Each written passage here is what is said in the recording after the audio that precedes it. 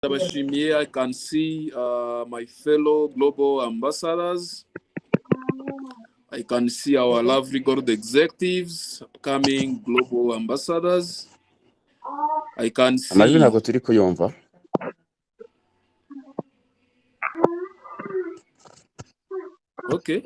Okay. Nago munyumva? Abari gushyira emoji ya fire muri chat box bari kumva, ngene navuze ko bashyira emoji ya fire muri chat box abari kumva amajwi yanjye.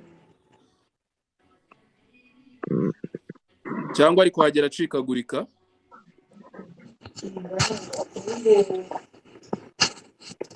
Turi kumva noneho ni sawa kabisa. Muranyumva noneho, okay. Yes. So, navugaga ko ndi guhereza ikaze buri wese wakurikiranye cyangwa se ugiye gukurikirana i roadmap to success training.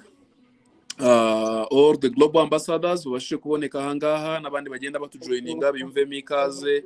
All the gold executives, upcoming global ambassadors, biyumvemo ikaze, our silver executives, and mostly our lovely distributors. So buri wese yumvemo ikaze cyane. By'umwihariko nshimira my brother Jay Kiyosaki so victorious kuri opportunity nk'iyi ngiyi yo guhura n'abaridas batandukanye, victorious leaders, CTI network leaders, M Global Rwanda leaders, and anyone who can be here today. Buri wese urangaha nzi neza ko hari benshi bari muri amakampani atandukanye akora network marketing hano, waba register. Topic yacu rero y'iki gitondo ni topic nziza tugiye kuganiraho yitwa irinde aya makosa niba ushaka gukomeza gutera imbere cyane muri business. Mistakes to avoid if you want to become so successful in this business. Ndakoresha inyarwanda cyane. Irinda aya makosa niba ushaka gukomeza gutera imbere muri business. Ni amakosa 10 ashobora kuba ari n'andi menshi cyane yenda arenze kuri aya. Aya ni amakosa natekereje nagiye nigira ku ba leaders batandukanye, ibyo nakwirinda kugira ngo ndusheho kubaka business, yaba kera nyiri distributor, yaba igihe nari silver executive, yaba igihe nari gold executive, yaba uyu munsi ndi global ambassador. So aya makosa uyakoze uko byagenda kose cyangwa ukomeza kuyakora, gutera imbere muri no business biragorana. Gukora amakosa ni kimwe, ariko no kugera igihe uyazibukira ukayigiraho amakosa mba nakoze reka nyahindure, so bizana impinduka muri business yanjye. Aya makosa rero ni ayahe? Topic twayumvikanye munyandikire muri chat box. Topic shiro tudomo tubitwara hari benshi, ashobora kuba yenda yaracitswe, ashobora kuba yarahageza ako kanya nibura akabona ibyo twari twavuze mbere, cyane kizi Google Meet training yacu ntago ari training iri recorded ahantu runaka, ariko nibura ushobora kujya twandikira topic, point ya mbere yaje ukayandika, ya kabiri yaje ukayandika, ya gatatu yaje ukayandika, then kuba yabyanditse neza aze kumaga screenshot kabyo inbox, then kugira ngo tube bashe no kubisharinga benshi bandi baba batakurikiranye training zacu. Number 1 cyangwa se ikosa rya mbere, gutangirana icyizere gike.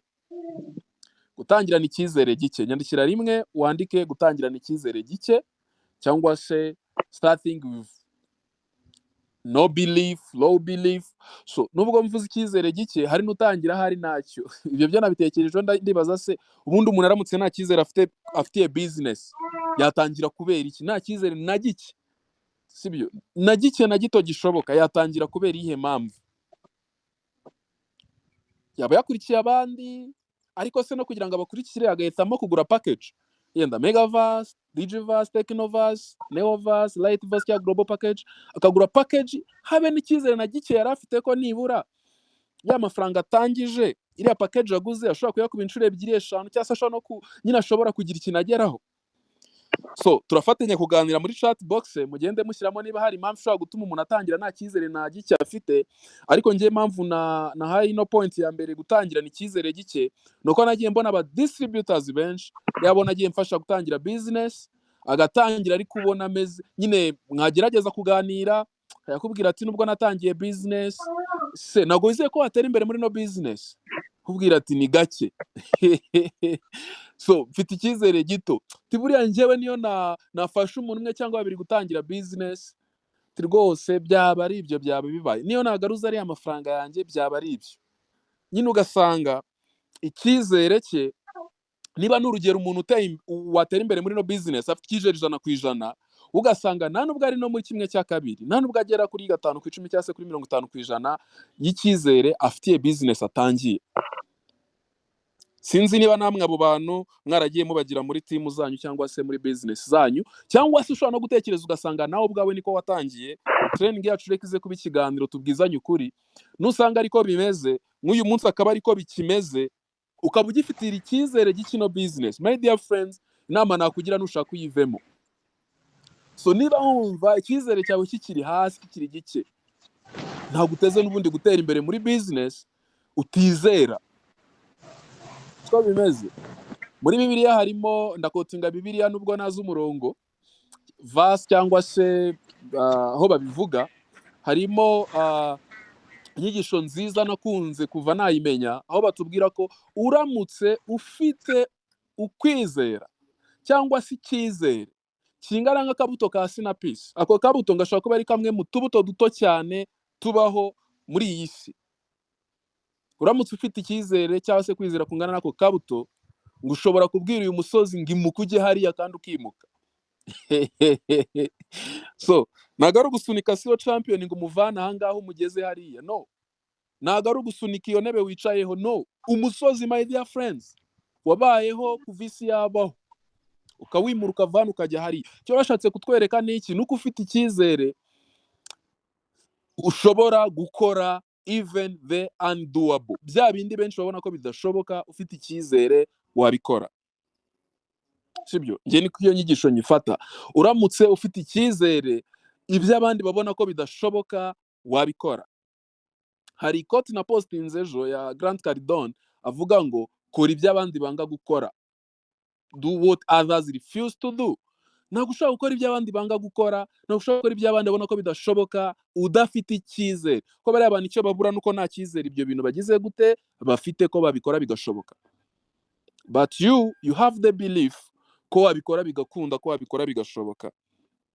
Ndagira ngo nkubaze muri chat box, do you believe that you can be successful in network marketing business? If your answer is yes, type in there. If your answer is no, type in there. Ufite icyizere ko watera imbere muri no business? Niba igisubizo ari yego ubishyire hariya, niba igisubizo ari oya ubishyire hariya muri chat box. Ese ufite icyizere ko wacuruza products? Ufite icyizere ko wacuruza products? Usibye ko Upline yabikubwiye, usibye ko yabikwigishije, do you believe in that? Urabyizeye ko wabikora? Ese ufite icyizere ko wafasha umuntu umwe agatangira business, ko wafasha babiri bagatangira business, ko wafasha batanu bagatangira business, ko wafasha abantu 10 bagatangira business, ko wagira team y'abantu 1000, ko wazagira team y'abantu 5000, ko wazagira team y'abantu 1000 birenga 20 na binga yafi 30 dufite nka Stay Network uyu munsi, ko wazagira network y'abantu 100,000, ko wazagira network ya miliyoni z'abantu? Do you believe in that? Cyangwa uravuga ati reka nigishe nk'uko Upline yabimbwiye ndebe ko tuwagira abantu mbwira business, ubundi Upline si yabivuze? Do you believe in that? Ndagira ngo ino training turi gufata buri wese ajye yitekerezaho, utekereza ari ukwiha amanota ngahe kuri no ngingo ya mbere, kuri no kosa rya mbere ryuko abantu benshi batangirana icyizere gike, yewe benshi bakomeza no gukorera ku cyizere gike.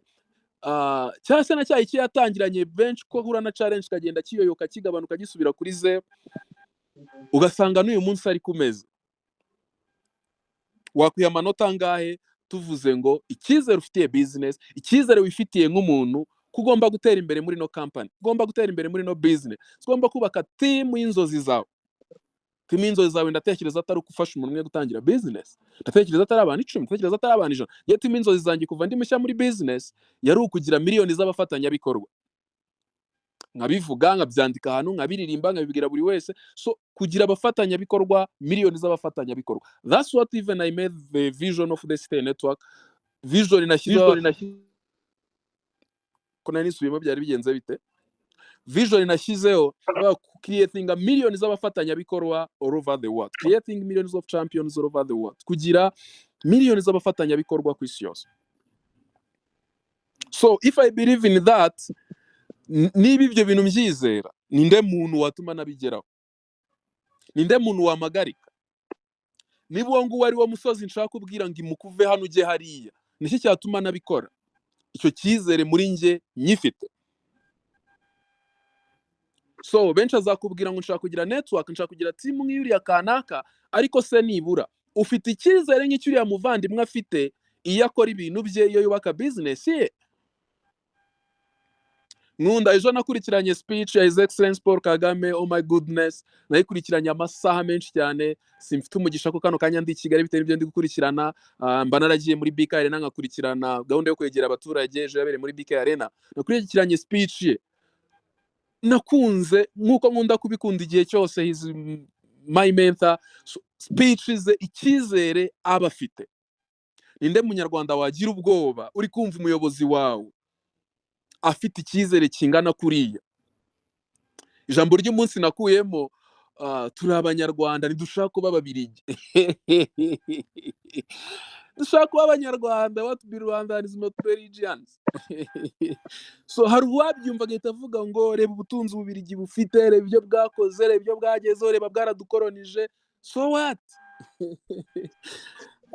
My goodness. So my dear friends, my dear readers, if you believe, you will do the undoable. Niwizera uzakora iby'abandi babona ko bidashoboka. Niwizera uzakora ibidashoboka. Siko bimeze. So ndumva point ya mbere nayivaho. Believe in yourself. Be bold enough that you can succeed in this business. Iyemere. Kwiyemera simvuga yemwe byo kwirata bita arrogance. Iyemere muri wowe, wemere ko ufite ubushobozi bwatuma utera imbere muri no business, wemere ko ufite ubushobozi bwatuma ugera kuri ati inzozi yawe, wemere ko ufite ubushobozi bwacuruza product, wemere ko ufite ubushobozi bwafasha abantu gutangira business, wemere ko ufite ubushobozi bwakorana nabo bagatera imbere, wemere ko ufite ubushobozi bwava mu murida. Nk'uko ujya ubona ati nadimiyaringa uriya murida, hari byinshi mwigiraho, wemere ko nabwo bushobozi bufite bwatuma ukora ibintu byawe mu buryo bwawe kandi ugatera imbere ku rwego rudasanzwe. Wemere ko wakubaka business izakugeza ku nzozi zawe, izaguha freedom, izakugeza ku byo ushaka byose muri isi, izatanga ubuzima ukeneye n'umuryango wawe ukeneye. Ibyo bintu numara kubyizera muri wowe, nibwo uzatera intambwe ukajya ku zindi step, gukora, kwiga n'ibindi byose bikenewe nyine ngo utere imbere muri business. Icyizere niyo fondation. Niba utagifite, my dear friends, urimo urarwana n'ubusa. Igihe uzakigirira nibwo uzabasha gukora, nibwo uzabasha gutera imbere. Then number 2, tujye kuri mistake ya kabiri, kosa rya kabiri. Gutangirana no gukomeza gukorera ku gishoro gito. Nyandikira kabiri muri chat box, then ushyiraho gutangirana no gukomeza gukorera ku gishoro gito. Gutangirana no gukomeza gukorera ku gishoro gito. Aka kanya ibyo nyibivuga wakabaye uri gutekereza ngo harya mfite imigabane ingahe? Watangiye ryari? Watangiranye iyihe package? Uyu munsi ufite iyihe package? Nibwo uraza kumenya ko iri kosa nawe warikoze. Navuze gukora amakosa si ikibazo, ariko igihe uyamaramo n'uyu munsi ukaba ukiri kuyakora. Ni kosa rya kabiri. Gutangirana no gukomeza gukorera ku gishoro gito. It's one of the biggest mistakes aba network marketer benshi bakora. So kandi nureba neza urasanga rya kosa rya mbere twavuze ribigiramo uruhare, kubera ko nta cyizere gihagije afitiye business. Avuga ngo none se ni gute nashyiramo Megaverse? None ni gute nagira Digiverse? No, iyi Rightverse irahagije. Iyi global package irahagije. Aho kurara amajoro no gutekereza inzira zose wacamo ngo ive kuri Rightverse igere kuri Technoverse, nibigeze kuri Technoverse utekereza ni gute navana igishoro cyanjye kuri Technoverse kikaba Digiverse. So ni gute nagira multiple accounts, ni gute nagira nyine ni gute uri gutekereza inzira zose wacamo, ukomeze wongere package ufite, ukomeze wongere, kuko iyi impamvu ringira ariko sari komeye kuri muntu wese uri hano. Sindi bugenda mu buryo twinjiza amafaranga muri business, ariko kuri buri muntu wese uri hano nunasubira inyuma ugatekereza igihe bakusobanuriraga business, urasanga gusobanurira bivuze akubwira ngo ukugira igishoro kinini niko uninjiza cyane. Ariko noneho nirengagiza ibyo, nushaka kujya muri business zose zitandukanye hano hanze, uko kapitale yiyongera, iyo ni law cyangwa se itegeko bya investment, ko wongera igishoro mu byo ukora, probability yo kongera profit uba uri kuyongera cyane, cyangwa se amahirwe, ubushobozi, kane kubyita amahirwe, ubushobozi bwo kubona inyungu nyinshi buri kubwongera cyane. So nujya kuri system yacu rero, uburyo system yacu yinjiza amafaranga, bivuze ngo n'ubu sponsorinze umuntu sponsorinze, uko umukorana nawe jaza afite team y'abantu 2 5 10 100 igihumbi, kugira network y'abantu bangana gutyo, y'ama package angana gutyo yagiye agurwa ari munsi ya package imwe cyangwa se account imwe, no kugira ama package angana gutyo yagiye agurwa na network ingana gutyo munsi ya 31 account y'imigabane 31, munsi ya 15 account y'imigabane 15, munsi ya 7 account y'imigabane 7. Mwese ndabizi neza ko abenshi bari nusibye umuntu wabaratangiye ejo, muzi no kubisobanurira abantu mwigisha business, aba prospect. Then none niba ubasha kubisobanurira aba prospect, bambwira ati buri utangiranye Technovas, utangiranye Digivas, utangiranye Megavas, nibyo byiza cyane. Zira nyungu wifuriza abo bantu, kuki utazifuriza wowe ubwawe? Bitekerezeho, ufite imigabane inga. Iyi ni imwe muri mistake nakoze nangira business, ku buryo umunsi njya nyireba nkavuga ngo yaba bikunda ko Kabatonga ashobora kuma niyo yaba umunota umwe ikintu namusaba. Bitekerezeho, ni iki Kabatonga wamusaba biramutse biri bukunde? Ye namusaba nkamubwira ngo reka bari abantu bose ninjije, aba direct bose mfite bashamikire munsi ya structure mfite uyu munsi. Pani yo natangiranye, pani yo nari mfite mu mezi 3 ya mbere, pani yo nari mfite umwaka wa mbere washize mfite 7 accounts, nagize nka 15 account I think hashize umwaka n'igice cyangwa imyaka 2. That's the worst mistake. Iryo ni ryo kosa riruta yandi ngewe muri business yanjye nakoze. Kugera uyu munsi mfite network zireje 10,000 na bingahe kuri rege runaka, ugasanga iyo rege ifatiye kuri first account. Njya nibaza, did I have sense? Kiragiye nari mfite, naratekerezaga. So hari igihe uvuga ngo okay, nzabikora ninjira team, sawa. Uwo muntu umwe ufite kano kanya, kereka niba utamwizera, cya kintu tujya kosa rya mbere twahereye utizera ko muzubaka business ugatera imbere, mugatera imbere. Abo bantu 2, abo bantu 5, abo bantu 10, kamubwire ko azavaho network y'abantu benshi. Iyo network n'ujya ureba ahantu ishamikiye, ukareba inshuri guhemba, uzavuga ngo kibi bintu nabibwirwaga cyangwa nari mbizi, kubera iki nabikoze. Kuri uzajya ureba total y'amafaranga umaze kwinjiza, ugahita ureba nayo umaze kwinjiza, iyo iza kuba ishamikiye kuri accounts runaka ugomba kuba warashyizemo. Gutangirana no gukomeza gukorera ku gishoro gito. Are we learning leaders? So icyo rero natanga nk'isomanga cyangwa se n'ibino mistake warayikoze uyu munsi, decide, fata umwanzuro wuko ugiye kubaka multiple legs. Kana gushaka kubakira multiple legs kuri global package. Global package igira rege 2. Sponsor someone left, sponsor someone right. Ufashe unatangira ibumoso, ufashe unatangira iburyo. Rege 2 zonyine. So if you decide to build multiple legs, nushaka kubaka rege nyinshi, you need multiple accounts. Iryo kosa niba wararikoze, nyamuneka fata umwanzuro kugiye kurikosora, waca mu nzira ugakora whatever zahe na hehe. Hari igihe najyaga mvuga ngano amafaranga mfite byinshi byo kuyakoza, no mafaranga nyiri mushya muri business, byo bitekerezo benshi barabigira, ntago nayabona. Ariko igihe nabonaga nkavuga ngo iri kosa ndi kubona nicyo ryankoskiza cyangwa se nicyo ryateye, babanga ano mafaranga baravuye ahangaha, nari kuyabona aha, nari kujya mu rugo nkakora whatever, ni byari kugenda gutya. Izo nzira narazibonaga, noneho izi nzira niba utari kuzibona uyu munsi, trust me, hari igihe kizagera ukazibona, ukabona n'agaciro k'iryo kosa wakoze. So dukomeze, ndagira ngo utekereze, turi kujya kuri ku ikosa rya 3, utekereze uyu munsi utangiye kubaka rege nshyashya, none wayubakira he? Niba uhafite ibitekerezo utangiye kubaka rege nshyashya, nyuma yenda y'amezi 12, nyuma y'umwaka, nyuma y'amezi yenda 18, nyuma y'umwaka n'igice, rero ikaba imaze kujyaho nka code 500. Kamfate code nyayo, code 500 umwaka n'igice, mu mezi 18. Code 500 ukazibara ziri kuguhereza, ziri kuri triple leg nanu ushobora kubona matching 3. Bivuze ngo izo code 500 kwikuba gatatu nyine ziri kuri triple gano matching gatatu bivuze ngo umaze kubonamo matching 1500. Sinzi niba hari umuntu uri kumva icyo kintu. So niba uri kumva icyo kintu kandi rege nshyashya, iyo tuvuze rege nshyashya ni umuntu mushyushyu sponsoring kandi yende uzafasha umuntu gutangira business. Cyahari n'uwamufashije uyu munsi, niba hari umuntu ufite code uyu munsi yanyandikira emoji ya fire muri chatbox. Cyahari uwamufashije ejo hashize cyangwa muri cyumweru cyashize. My dear friends, aho ngaho wakumva uburemere ibyo bintu bifite. Congratulations sorry Mistress, congratulations kubona abantu benshi bafite rege nshyashya. By the way, Mistress ni rege yo muri Congo, a new international leg. Fasha abantu babiri gutangira business yesterday bari muri Congo. Tekereza sorry Mistress nuko wicyo ngicyo simamya ko ikimigabana kigifitemo ikibazo. Ari mu bantu bafite structure nziza n'ikiye kigeze kuganira iby'imigabane.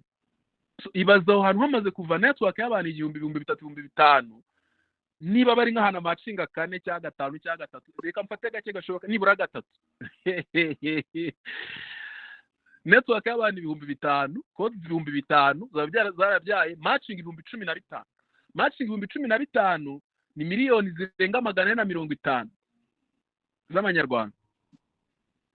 Can you imagine? Miliyoni 450 z'amanyarwanda yaza kuba bafite ahana matching arimo icyo gihe n'urugero yaba amaze kubona miliyoni zitarenze 150. Can you imagine levels?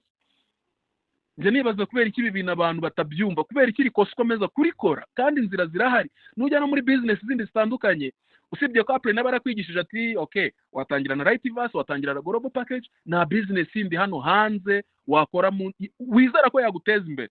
Kuri iriya dream board ufite kuri ziriya nego settings yaba 2025 yaba izigiye kirekire na indi business yabikora kuri kiriya gishoro ufite, trust me nayo. Rero uretse ibyo kwimahoroniza no kwigirira impuhwe, wahatekereza inzira wacamo ukabona amafaranga ushyiramo igishoro ukeneye cyaguteza imbere ku rwego ushaka muri business.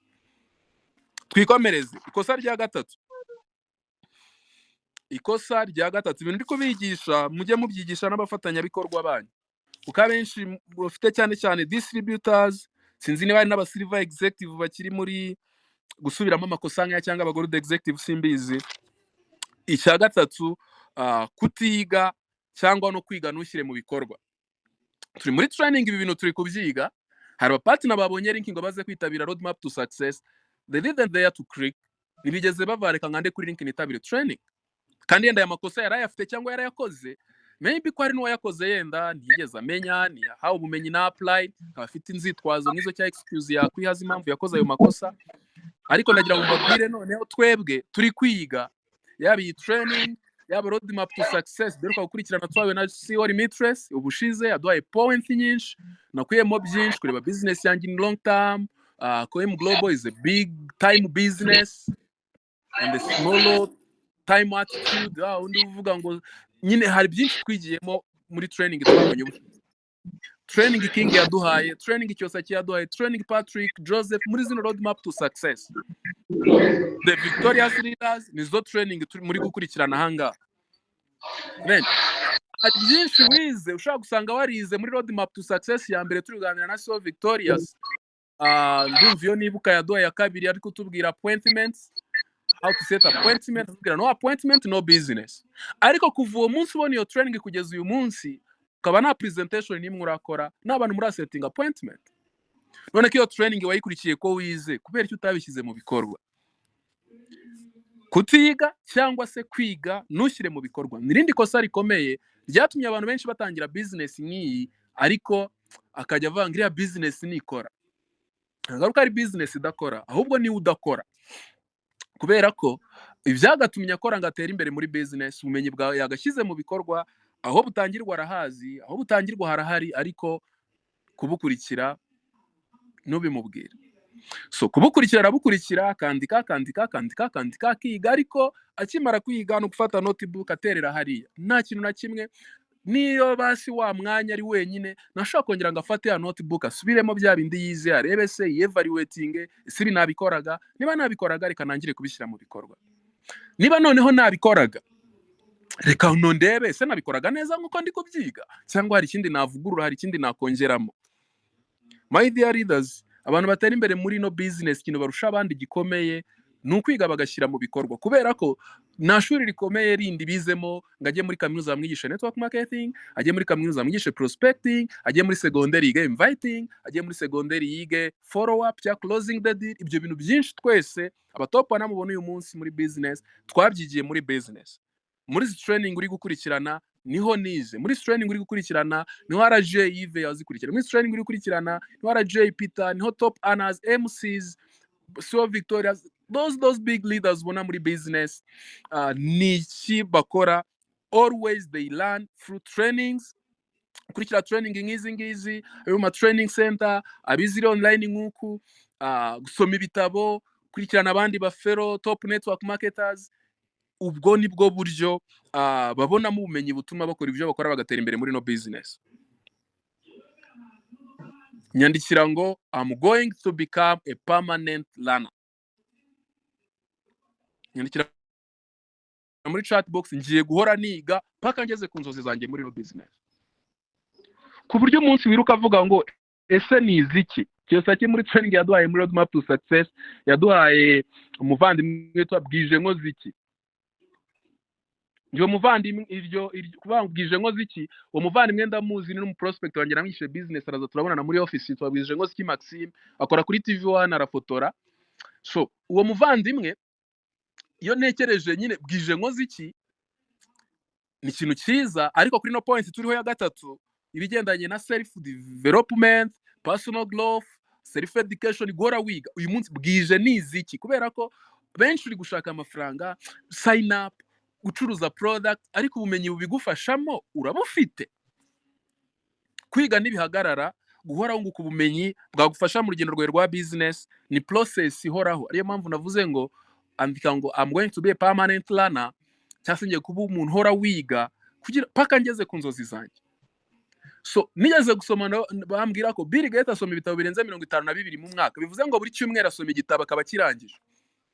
That's one of the top people mu bantu bari kugasongere ku rwego rw'isi.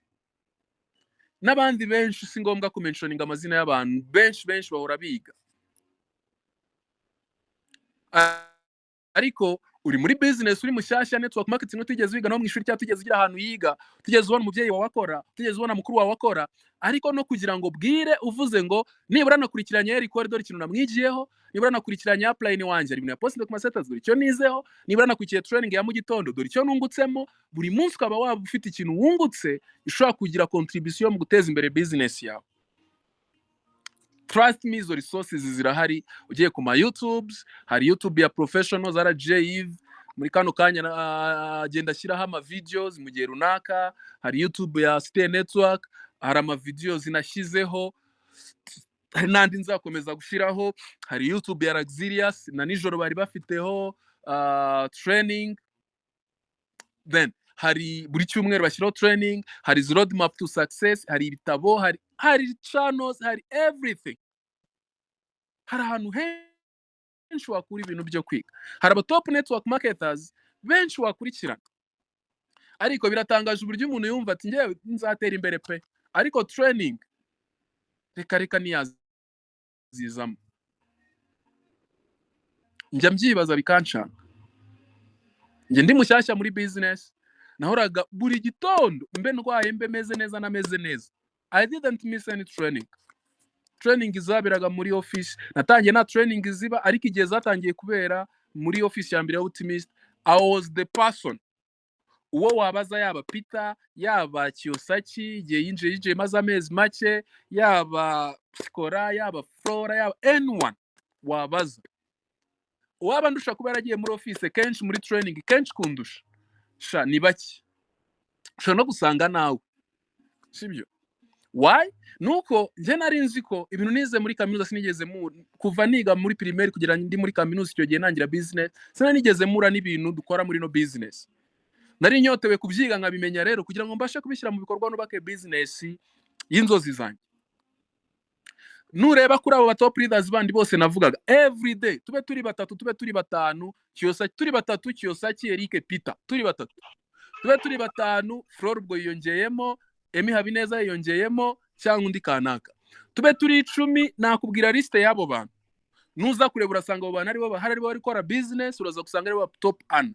Igihe brother Yves yatangiriye full time, igihe n'abandi ba top earners batandukanye tuyu munsi bagiye batangira full time every day, ushobora kubabona muri training center, muri training.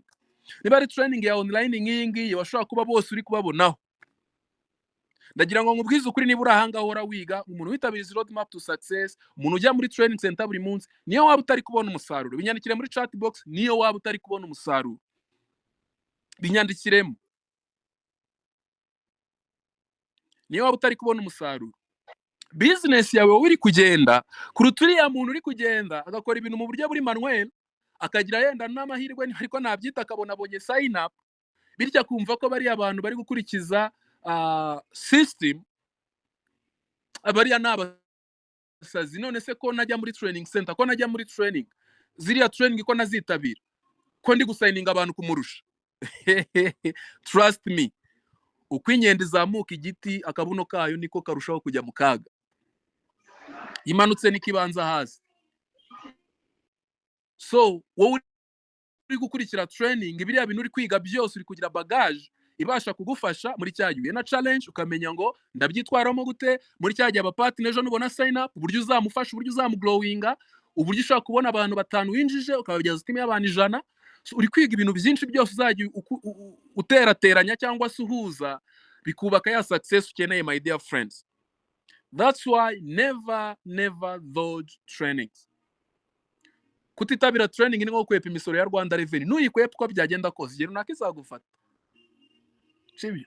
Na training kutazitabira, niyo waba uri gusigninga abantu, I don't care, kuko abantu uri kwinjiza ubwo ejo bazabura nuko ba maintaining. Sibyo? So niba utitabira training, ndakubwiza ukuri, business yawe, batubwira muri NGO, the training is the backbone of the business.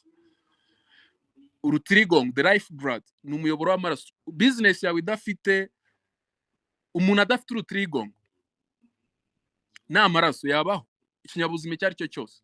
None business yawe kuki yemerera kutagira training? Bamwe na bamwe akabyemerera n'abapati nabe nyine, abapati nabo akavuga ati njye abapati nabanjye yaba yashyizemo umuntu kutitabira, yaba yitabira training atazitabira ntacyo bintwaye. My dear friends, ndashimira So Victorious ko no muri ibi bihe ndetse na Giant yose ko no muri ibi bihe tutari gukorera muri training centers, barabizi ko training ari backbone ya business. Nitwigeze tubura training, always twabonye uburyo dukurikirana training kurushaho kwityaza. Hari igitabo cy'umugabo bita Stephen Covey, nshaka ko munyandikira muri chat box uzabasha kugisoma, akagisoma, cyitwa The 7 Habits of Highly Effective People. Nagira umugisha wo gusoma icyo gitabo nyine mu mwaka wanjye wa mbere muri no business. The 7 Habits of Highly Effective People. Habit ya 7 ivuga sharpen the soul, guhora wityaza. Abantu bose mubona bateye imbere muri iyi si, abantu bose mubona bagize ibyo bageraho muri iyi si, abe yarabikoreye muri field cyangwa muri industry ariyo yose yabikozemo, uriya muntu bimwe mu bintu 7 bimuranga cyangwa byaranze ubuzima bwe nuko yahoze yiga. Ntuvuga guhora yiga suko yenda ari degree afite ya bachelors cyangwa doctorat cyangwa professor, no, guhora yiga buri munsi, self education, yityaza buri munsi. Bimwe navuze, bwije wungutse iki, bwije wize iki, kuko kuba wabashije kwiga biraza kugufasha noneho gukora. Are we learning? Twikomereze, tujye ku ya kane. Icyo gitabo umuntu uzabasha kugisoma azagisome, azabona byinshi kuri sharpen the soul, abone na byinshi ku zindi habit 6 cyangwa se ku yindi mico n'ingeso 6 ziranga abantu bateye imbere, kandi ndabizi ko nawe ushaka gutera imbere cyane. Then icya kane, gutinya abantu bafite ubushobozi bwinshi, gutinya abantu bafite ubushobozi no kutagira target market. Iri ni ikosa nanone abandi benshi bahuriyeho badatera imbere muri no business. Akajya usanga yafashe telefone yagiye guhamagara, umutima we uramubwira ngo kanaka wimuhamagara, uriya muntu afite ubushobozi bwinshi, uriya muntu afite amafaranga, uriya muntu nta business yawe akeneye. Gutinya abantu bafite ubushobozi no kutagira target market. Kutagira abantu uvuga ngo abangaba nibo bantu nyeneye, nibo bantu mbona binjije muri business muri business yanjye twatwika hagashya twatwika hagashya so nibutsa kandi rero ndi kuvugana na muzehe wanjye by the way mu musengera abantu benshi bari hano ndabizi harimo abantu bazi gusenga benshi bari hano ararwaye nubwo turi kumwitaho cyane then nayo bat hari kiriya kirori cyacu tuzagira ku itariki 13 z'ukwa munani arakizi cyo recognizinga families dufite so nzakoresha uburyo bwose nawe azitabira Imana izampa umugisha z'abagihari then abati muzahatwika hashye nuko hatwi turi kuvugana na Peter kuri conference wa Peter Plane wanje noneho mbuzana muze ari kumusuhuza ari no kumubwira ati muze umeze ute uzakira n'ibindi ati tuzahatwika rukuri ya munsi amari kandi tuzahatwika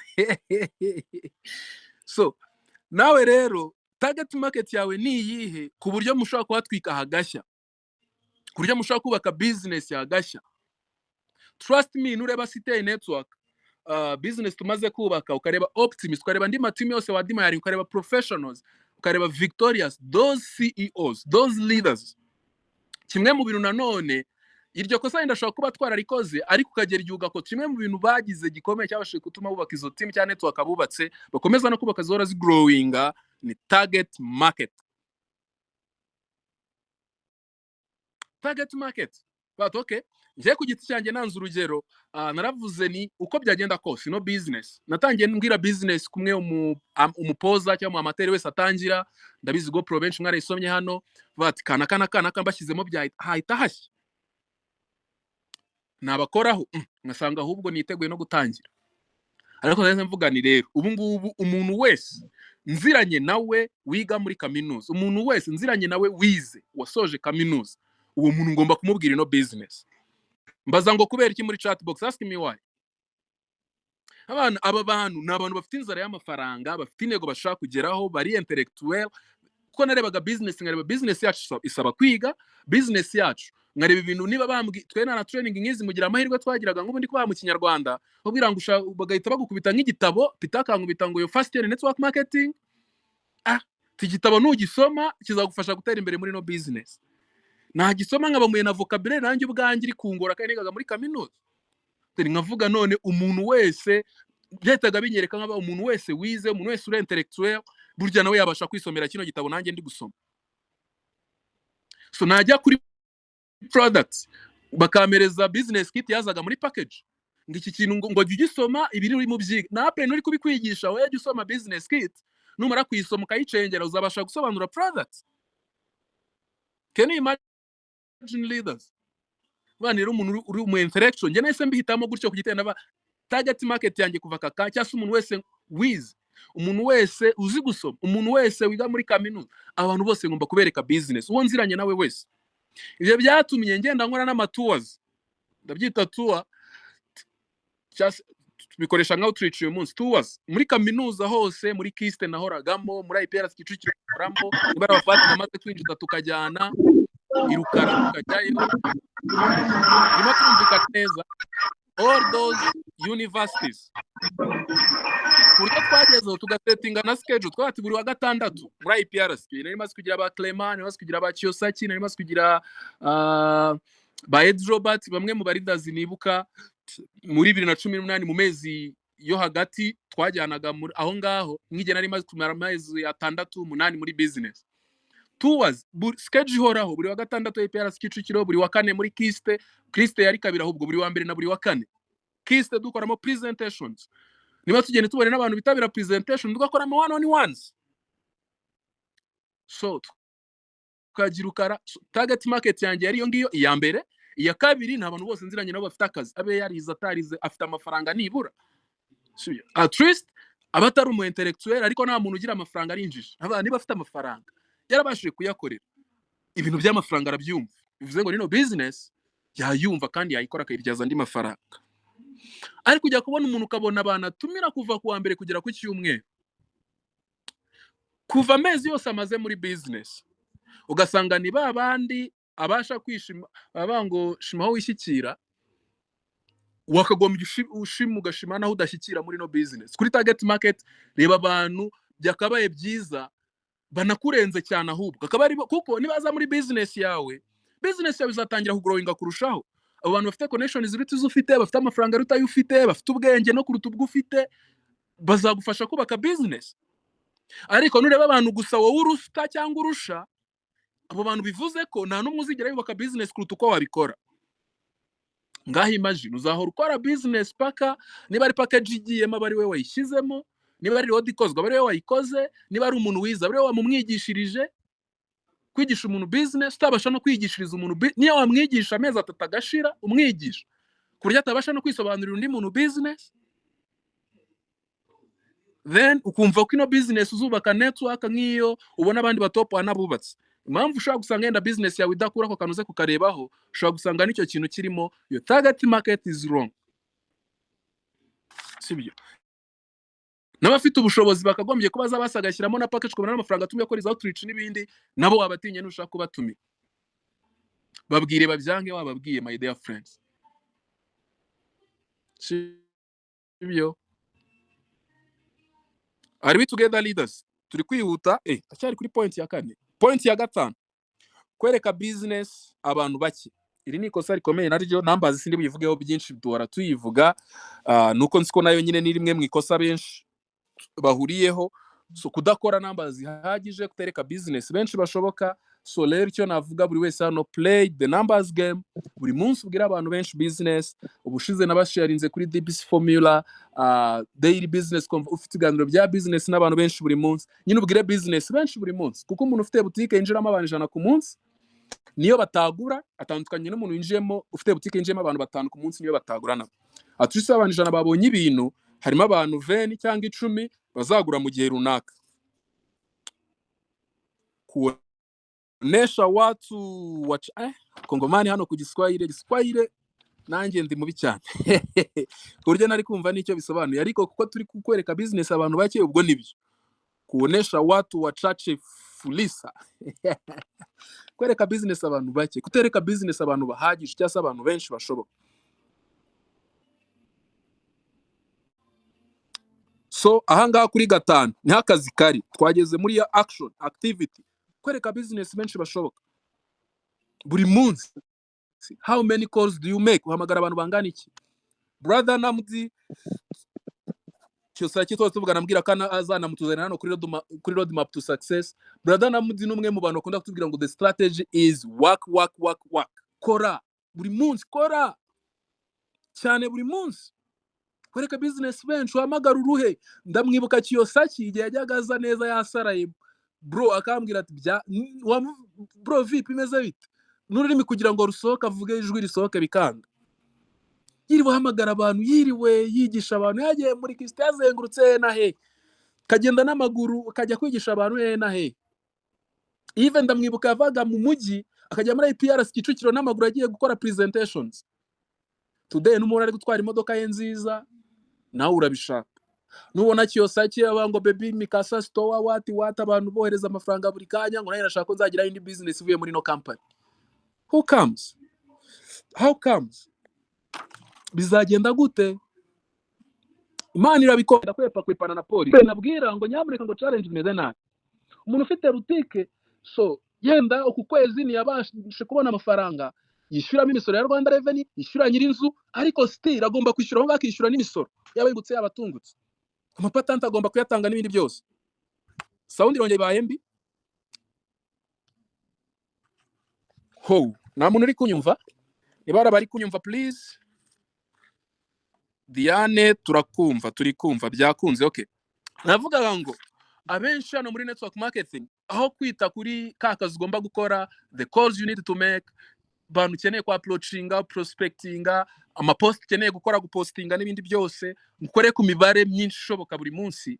Abantu benshi bamenye business yawe, umwanya munini tuha kureba challenges zihari.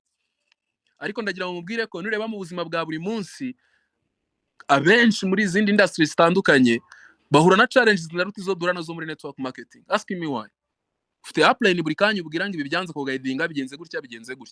Ufite upline mukanyira gusupportinga, mukore conference call, uriya muntu yinjire, uza kutagira upline ngo mukore iyo conference call, uriya muntu yari kwinjira. Bivuze ngo yinjire kubera support ya upline. Koresha opportunities zose ufite, koresha ibihari byose bishoboka, ukore kuri numbers zishoboka my dear friends. sibyo? Twikomereze. Gatandatu,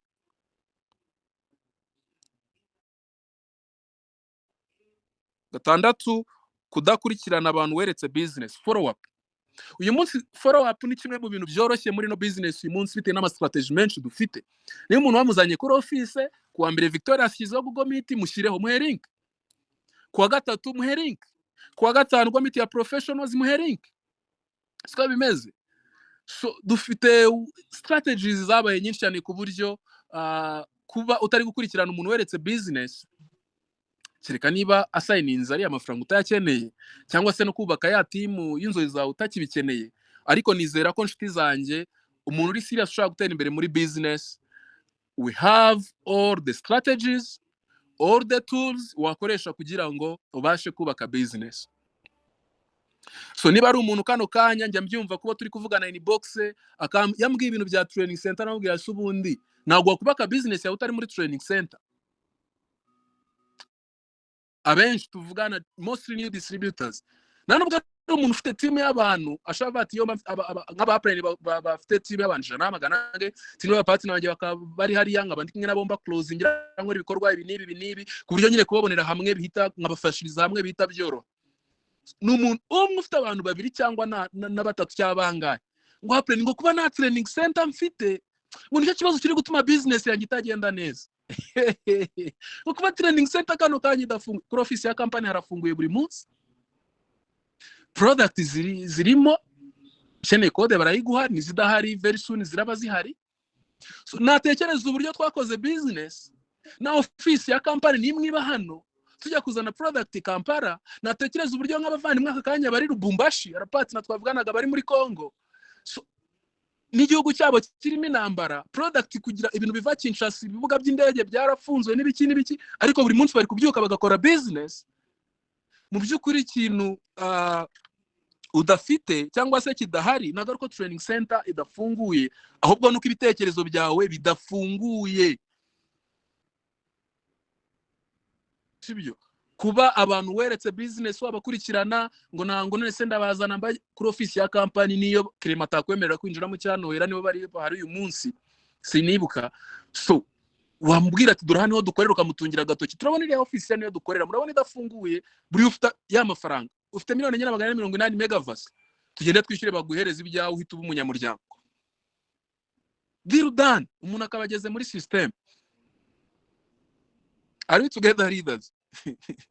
So niba iyo nzira bitewe naho uri bitakunze, Google Meet kuwa mbere yongiyeho ya Victorious usangaho abantu bamwe bahoraho, abandi babona umusaruro nibubonaho, bandi bari gucomplaininga ibintu ngo trainings na training center ni bayifungura naga zaba arimo. Trust me leaders, top earners muzabirebe naga zaba hari.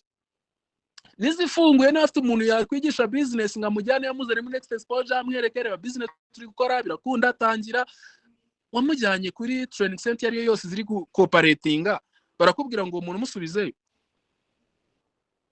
Twikomereze. Ikosa rya karindwi, kudakorana na team, kudakorana n'abantu winjije muri business. Ahangaha nshatse naho sinahatinda, icyo bifasha ni duplication. Ni winjije umuntu muri business, wamwinjije ejo ntiheruka kumuhamagara, ntiheruka kuvugana, ntiwigeze umworienta mbwire ko dufite training nk'izi umuhering. So icyo nasaba buri wese ahangaha by'umwihariko ni ku banyamuryango bashya cyangwa se ku bantu bashya batangiye kwinjiza abantu bashya muri business, nuko muri no business kugira ngo utere imbere so gufasha umuntu gutangira gusa cyangwa recruitment, ahubwo no kumusponsoring, kumufasha noneho kumenya nawe uburyo akoramo business. Aricyo navuga so Victorious Giant bari gufasha Victorious yose aba leaders bashaka gukora business. Niba bashyiraho training bakatwigisha ibi, bagatumira muri Daruna akaza akatwigisha ibi, uyu munsi kabare cyose akatwigisha ibi, ejo akabare kintu akatwigisha ibi, kugira ngo buri wese akomeze amenye uburyo akoramo business no muri cyagiye hari inzitizi runaka cyangwa se challenges runaka. Siko bimeze. Then niba ufite umuntu ari mu ntara buri muherinki buri wa gatatu gukorana n'abantu, niba ari n'ahantu hari n'umuntu winjiza muri business muzereho mubonane. Outreaches ni imwe mu nzira twakoresha n'ubu ngubu. So niba training center ubona kano kanya itanafunguye, at least wagiye muri outreach aho mu partner ufite runaka ukagenda akaguza n'abantu mukabigisha ukanaba closing. harumva ko azakora outreach yari outreach ya Victorious yose wakora outreach ninde muvandimwe maze iminsi mbona yagiye Huye yagiye Adamu nigeze kwitabira training imwe muri Victorious ari bati ninge muntu wenyine uri serious. So those strategies simvuze ndakaruka ari gukora ibintu kuruta abandi neza, ariko shaka ibisubizo, shaka n'izindi nzira zatuma business yawe igenda. Usanga abantu aho bari nimwe mu nzira nje ku gitsya nyina akoresheje igihe kirekire kandi atanze umusaruro ukomeye kuri business ya Besite Network. Niba umuntu umuhaye appointment naze kuri office shaka kumusaba ati none senge ngusanga aho uri nta kibazo uhuze n'abandi bantu, umusabe ko bari muri public space by'umwihariko ku bakobwa baraha cyane abagabo nabonye nabo hasigaye umugabo adatinya kukubwira ngo nakunze cyane nagufata ngo ngufu simbizi. So muri public press ahantu runaka hahurira abantu mwicare muri restaurant musobanurire business, niba ari kwishuri imwe navuze abanyeshuri basange aho yiga musobanurire business. So niba byanashoboka ko ahuza n'abantu batanu have wigisha abantu batanu icyarimwe basobanurire business. So niba ari umupartner ariyo navuga kuri point kudakora n'abantu winjije ahuze n'abantu be ubasobanurire, ubashyire kuri conference call, kuri call muhamagare, ashireho umuntu mukemura imbogamizi afite. Ibyo byose biri mu gukora n'abantu winjije muri business. Then ya munani ndumva ariho tugeze tugana ku musozo, kutaba umuyobozi mwiza cyangwa se kutayobora uko twabyita kose. So kutaba umuyobozi mwiza, it's all about leadership. Anga icyo navuga rero kutaba nkore bandebereho muri kano kanya turi gukora business muri ubu buryo, wakagombye kuba ari wowe uri gukora bya ushaka abapartner bawe bakora. Niba ushaka abapartner bagera kuri office ya company buri munsi, wakagombye kuba ujyayo. Haruraza kumbwira umupartner ntiryarira ni nejo bundi yandikiye ngo so champion ngo narakubuze ngo business yanjye yagendaga kuko uhari. Oh my goodness, ni byiza ariko njya nekereza wawe ubushobora kuba ushaka ko business yawe igenda kubera kuri kubona so champion gusa. Yenda ari cyose akinabyumva kuko namwijije yashize maze amezi make cyangwa ari bayiva abantu mwabo ngabo, ariko umuntu winjiye business none sinu director wanjye sinu umuntu ninjije basi ngo ngo naramwinjije yenda sinamuconnectinze muri minsi ariko boneka sinamuconnectinze neza n'abandi bari bashaka kuba bamufasha cyangwa muha link ngayitabiriza training. Guys, ndagira ngo mbwire buri wese uri hano, if you want to be successful you need to lead by example. Nibona waramaze kubikora sava, ariko niba uzi neza ko kano kanya uri muri babana bafite start stop kugera kuri office rekada kuza kuri training nk'izi ni rimwe na rimwe cyangwa nabwo rekada kuba wanabipromotinga ngo sharing link yaya ma roadmap to success kuri groupe z'abafatanya bikorwa bawe, ubahamagara bwete nyamuneka musiko training turi kuzifata kuri Google Meet, ni buri mu gitondo 2:00, ni buri wa gatatu, ni buri wa mbere na buri wa gatanu haba hari ama presentation kuri Google Meet. Nyine izi nzira zose ngo zimenyekanishe kuri team yawe. Ushobora kuba na batanu wari ufite kano kanya niyo training center uyu munsi cyangwa muri kimwe gihe cyose turayisubiriramo, ushobora kuzajyamo no gasanga uri wenyine. Kuba umuyobozi it's all about influence. Influence ni iki? Ni ukuba nkore bandebereho, gukora ibyo ushaka ko abantu bagira gute bakora. Njya mbaza abantu benshi uri mu kazi ko nk'abantu batangiye no business bafite akazi, ko wabyukaga buri munsi ukajya mu kazi, isaha yo kubyuka wari warashyizemo na alarm. Ubwo niba abandi muri no business nyine usanga byanga bafite start stop zoraho, ari off on, uyu munsi ari ejo nahari, muri training uyu munsi ejo nahari, nyine ubona adakora nyine atari umuntu warebera uramutse uri n'umupati nawe. Mubwira ngo uri mu kazi ko byakundaga ni kiriya gitsure cya boss ko bana guhembaga make. Nago turi kumva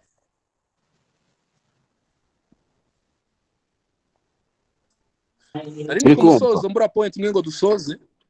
Turi kumva nabonaga ari umuntu wanditse ko batari kumva. Ni nk'aba ko wabikoraga bigakunda, uramutse kano kanya uvuye muri no business kandi arabazi ko bitabaho. Utekereza abantu bakwitinze ngenda bazi benshi akajya mu yindi business y'akazi ya boutique n'ibindi, bya bindi yanze gukora hano arabyuka buri gitondo akabikora inshuro nyinshi ziruta uko yari kubikora ari hano muri business. Nese nicyo ushaka ko kizakubaho my dear friends? Kuba umuyobozi kora bya bindi ushaka ko abantu bawe bakora, kora bya bindi wiyemeje buri munsi. Ndabizi biragoye kubyuka buri munsi ugatumira, ndabizi biragoye kubyuka buri munsi ugakurikira training, ndabizi biragoye kubyuka buri munsi ugafacinga rejection z'abantu batandukanye, ariko byuka ubikore, kuko hari umuntu kano kanya ubyuka akajya mu kazi abizi neza ko uwo munsi buri munsi boss ari bumucire mu maso, abizi neza ko yenda n'ukwezi nigushira boss ashaka kuzamubwira ngo amafaranga naraboneka akamuhimba nyuma y'amezi 3, kandi buri munsi akaba agomba kujya mu kazi kwisaha agashyiramo fingerprint. So then bya bintu uzi kuri gukora ubyikorera rero, numva kuba nkore bandebereho niyo point route izini njya nkunda kubwira abantu kuri leadership. Be a leader who does what you want your team to do. Umuntu ukora ibyo ushaka abantu babigira gute bakora, kuko nutanabikora abantu bayo n'ubundi bari kukureberaho, bari kukwigiraho kutabikora. Siko bimeze. Then ikindi gikomeye, business ni yawe, wabikora utabikora ubwo nyine n'umusaruro uzabona n'uwawe, ariko nufata inshingano zo kubikora, ugafata inshingano zose kuri business yawe, ukakora ibyo ugomba gukora kuri business yawe, aho ugize imbogamizi ukabaza aba upline bakaguha guidance, aho ugize imbogamizi imwe ukitabira training ukabyigira muri training, the result will be amazing. Ibindi ni ukubinyangamugayo, gukemura ibibazo, kugira work ethic strong, byo biraza muri cyahiyeje cyavuze cyangwa ne bandebereho. Ibyo byose kuri leadership nushaka kwavana ijambo rimwe, ibindi uzagenda ubyigira mu nzira, genda ukora ibyo ushaka ko aba partner bawe bakora. Hari video nakoze nyishyira kuri YouTube ya City Network ivuga kuri leadership, uze kugenda yumvirimo point nyinshi. Ariko icyo navuga, abantu benshi birengagiza kuba abayobozi, birengagiza gufata inshingano za business yabo, birengagiza kumva ko iriya closing apply, ugahora nyina ahorana ijambo mu kanwa ngo apply ari kumfasha. So business ni yawe, kora ibyo ushaka ko abantu bawe bakora. Are we together? Then dusoza kutigira ku makosa wakoze. Ubwo ya makosa yose twavuze, komeza ukayasubiramo. Nujya wicaza uvuge ngo ibintu nibiri kugenda, wicaza umenye ngo ugirana ikiganiro nawe ubwawe, ese biri gupfira he? Yo wicaje ukamenya ngo biri gupfira aha, ufata umwanzuro wo kuzibukira uba bariya nta makosa ukayareka nyine ukayahagarika ugakora ibishyashya. Siko bimeze. Biri gupfira aha ukabireka ukabikosora, kuko guhora repeating mistakes bikuzanira disasters ziruti zo warurimo. Uhora ukemuza ibibazo ibindi. Nje rimwe mu makosa nakoraga kera nyiri mushyashya muri business umwaka wa mbere n'uwa kabiri, no gukosora amakosa nyakosoza ndi. So mara kubona ko icyo kintu ari ikosa, niyo waza ukamfatira umuriro w'amashanyarazi, I can. Amakosa menshi atandukanye, niba ari bya bindi by'imigabane, iryo ni ikosa nigeze kurivuga, nagize amahirwe ndikemura nyiri mu myaka 2 ya mbere naryo muri business. Niba ibindi byinshi ngiye nagiye mvuga hano, yenda hari bitaragiye bingonga cyangwa se nagiye mura nabyo nk'uko abandi benshi babyivugutamo igihe kirekire, ariko ikosa rikomeye nagiye nkora nimvuga gukemuza ikibazo kindi n'urugero ruto nabaha. Tuvuga ngo uyu munsi ushobora kuba ufite whatever wakoze, winjije umuntu muri business, umaze kumwinjiza yishyuye n'urugero make kuri yabishyura mu byiciro, amafaranga uramisubiza inzu yakoresheje, urayafasha uyahuza n'andi yatopinge, uguze code uguriye umuntu nyine wari ufite igice, kubera ati amafaranga ejo nzaba nayabonye. Iyo ni risk ufashe, kandi gufata risk ni byiza nta kibazo. Muri business it's okay to risk and to take risk. Ni byiza gufata risk, ariko then uhoza ubisubiramo. Umaze kubona ko nyuma y'amezi yenda nk'atanu cyangwa nyuma y'umwaka cyangwa nyuma y'igihe runaka hari ibibazo byateje kuri business yawe, ufite nka whatever y'ibihumbi 100 ugomba gukavaringa, kandi ayo mafaranga n'igiceri cy'10 wariyemo yose wayakoreshaga ukavaringa kubera inyota yo kubaka business ufite, kurya gishyiramo n'abantu bafite ibice nyine, kandi abantu ntibakwishyura ukabibona nyine, ukumva ko ari nuko bigomba kugenda. Ibyo bintu maze kubikora naricaye naravuze ngo ibi bintu sinzongera kubikora uko byagenda kose, paka azana amafaranga ye yuzure, cyangwa se nindire mbiteranya na package bivemo bihwaniramo nyine mfate calculated risk nopinge kuko mbona byagombaga gukorwa n'iyo mafaranga uwo muntu ataza yansubiza nta gihombo ndimo nta muntu mfitiye amafaranga ye nta mupatina ejo bari kwinjira azaza kwinjira ngasange narabona amafaranga yo kuzuza yayandiye na misuse sinzi niba ko kantu kumvikanye ganda bisikora barida benshi bagenda bakagwamo iri kosa rya cyane ryise kutigira ku makosa wakoze urwo n'urugero mbahaye njewe by'ibyo nabaga mbona biri gusubiza mu business yanjye cyangwa mbona ndi kwivurugutamo niba usika ibintu nk'ibyo bifite ibindi amadeni ugasanga uyu munsi ufite ideni ejo ufite ideni kandi ugasanga ikintu kigushyira muri ayo madeni kuvuga okay reka nguze undi nishyura uriye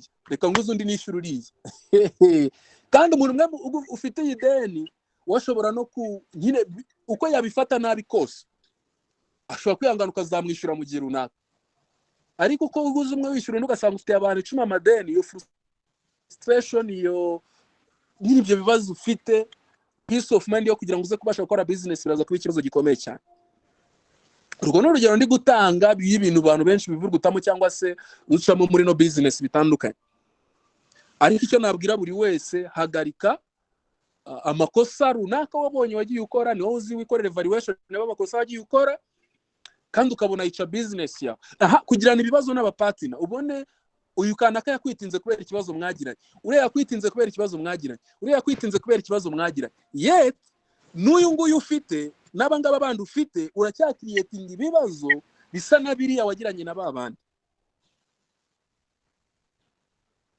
siko bimeze leaders uracyakiriyetinga ibibazo bisa na bya bindi byagiye bituma abantu bawe bakwitinga then warangiza ngo kubaka timu biri kugorana come on ikibazo uko twubaka timu biri kugorana ahubwo ikibazo ni kutigira ku makosa wakoze atuma usubira inyuma cyangwa se atuma business yawe idakura ndabyibuka yenda sinajya muri story ndende ariko ari nagiranaga ibibazo kusanga mfitanye ibibazo na Yves muri 2019 mfitanye ibibazo yenda na Clement mfitanye ibibazo na Kiyosaki kubera ko Brad yekirekira sana na ibibazo byinshi dufitanye cyane se mfitanye n'umwe mu bapati nabe igihe navuze ngo no nta kibazo nzongera kugirana n'umupatina niyo cyaba ntago ari uzabateye intambwe ya mbere nyigiramo uruhare niyo cyaba nzatera intambwe ya mbere ngiye kugira ngo nyikemure for the sake of my business cyo gihe business yanjye yatangiye kugrowing kuko ntako bisa uri gukora n'umuntu mudafitanye ikibazo we nka plan wundi wagombye kubona ibibazo ufitanye n'abapatina ba niyo yaba ari bo babiteje tera intambwe ya mbere kugira ngo bikemuke kuvuna kumwe ngo nje uriya mujingo bite n'ibibazo tugirana ngo uriya mujingo mufashe uri kuvuga to your leaders your business partners my dear friends those are your business those are the people who make your business grow bibazo byirengagize cyangwa utera intambwe kugira ngo bikemuke for the sake of your business of course niba kujyana iyo bashaka cyane bakugaraguza gati ariko ufate stand uhagarara uvuge ngo iyi stand niyo ndiho nabo kandi uyibereke niba ari ibibazo bafitanye babwiye ibibazo bizakemuka iki gihe mu biganireho mu bisasi inzobe birangire then you move on without those issues hora ziripitinga zigaruka kandi zangiza business yanyu iyanyuma training yanjye uyu munsi yabaye nk'iyana mudi so yabaye nk'iyana mudi yapinze kandi n'ukuri kwinshi cyane ariko that's fine mistake ya nyuma nuko bivamo vuba sacho nahita nsoreza aha nyamuneka ntuzabivemo vuba don't quit too soon ntuzabivemo vuba whatever you are facing ibyo uri gucamo byose ibyo uri guhura nabyo byose challenge uri guhura nazo zose please ntuzabivemo vuba reka mbabwize ukuri ikintu ndusha abandi benshi muri no business za point nyinshi nagenzi uvuga ariko ikintu ndusha abandi muri no business no kwihanganira challenges nawe na challenge ushobora kuba zaratumye mva muri no business mu kwezi kwa mbere n'igice nyitangira unambaza ngo ni ryari nige na drop in out I was the first one to drop out muri no business hano mu Rwanda I was the first one abantu narinzi bose nyine burubyiruko nkanjye batangiye business ari abanyeshuri ninjye muntu wa mbere wafashe umwanzuro nkabango ibintu by'amasomo n'ahantu byangeza mbivuyemo kubera iki proof narinzi ifite kandi nari maze kwizera business kwezi n'igice kwanjye kwa maze kwizera business bihagije. I failed kwiga nibihagarara, mfite transcript yo mu mbere niyo mu wa kabiri yo mu wa gatatu ninarayibona, ariko ninsikenera nazo nzagaruka nsubukure niga. Kuva icyo gihe kugeza uyu munsi sindasubirayo my dear, kandi si uko ari ubujiji. Icyo gihe nakagombye izo challenge nayo nazo mu kwezi n'igice, ibaze yo mbivamo. Nyemerera gato bitekerezeho, ibaze yo mbivamo. Nkomeze andi mezi yaciyeho, sindi buvuge challenge zindi zatumaga nishidikanyaho numva nabireka numva nabivamo, ariko maze umwaka n'amezi 7 niba atari 8. Icyo gihe nari 8 figures, a Philippine trip delegate.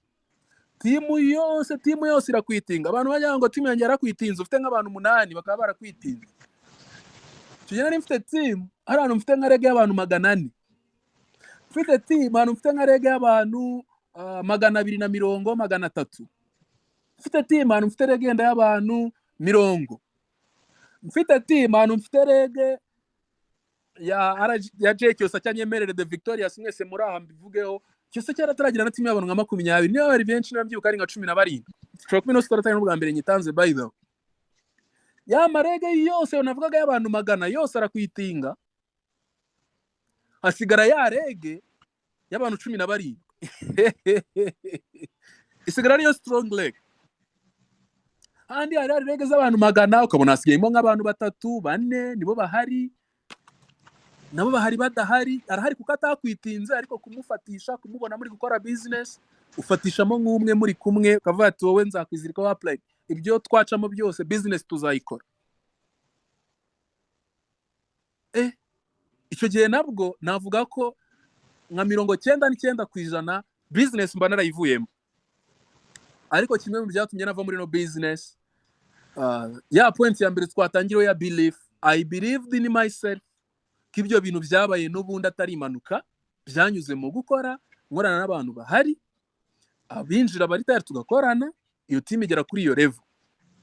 Hano niba biriya byari byarabaye, kubera iki bitaba ngo twongera twubake business n'abandi bemera, niyo yaba umwe niyo yaba njye nyine, yaba umwe baba 5, twongera tukaribuildinga business tukayigeza noneho ku yindi level, believinga cyase twizera ko bishoboka ko twageraho. Trust me, muri abantu ndi kuvuga ari arasigaye rege ziriho umuntu 1, 2, 3, 4, hari harimo rege ya Eve ariho. Ndavuga Eve ariho kubera iki? N'aba apply ni ba benshi, na bamwe bahari uyu munsi banyangana niba ari uhari hano uri bwiyumve cyangwa I don't care. So icyo gihe Eve muri rege yose n'aba apply ni bari baragiye, bamwe baragiye mu zindi company, bamwe baranazihagarariye barazishinze. Muri iyo rege Eve ari uhari wenyine, yaririmo abantu 400 na my goodness. Ibyo bintu urabite ushaka kuba utari kubyumva, ariko umuntu ufite nka team ingana gutyo we yabyumva akabyumva. Wowe ufite abantu 10 ushaka kutabyumva, ko umuntu ufite nka team y'abantu bangana gutyo we yabyumva. Abyutse agasanga abo bantu bose hari umuntu umwe.